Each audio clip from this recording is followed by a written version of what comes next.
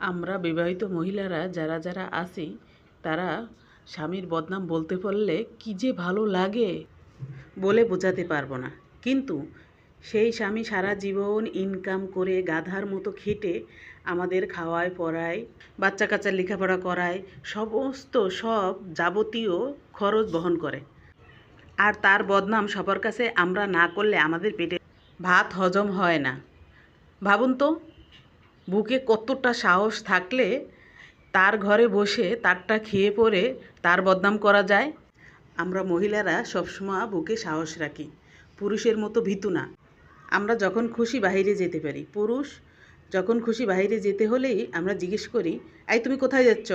তখনই ভিজে বেড়ালের মতো বলে, আমি এই তো সামনে একটু যাচ্ছি, আমার একটু কাজ আছে। অথচ আমরা যখন বাইরে যাই মহিলারা, তখন কিন্তু স্বামী জিজ্ঞেস করে না, শুধু জিজ্ঞেস করে কখন আসবে। 600 খ্রিস্টাব্দে মহিলাদের কোনো অধিকার ছিল না। ভাবুন তো, এখন আমাদের কত অধিকার। আমরা এখন পৃথিবী জয় করতে পারি, কতটা সাহস রাখি।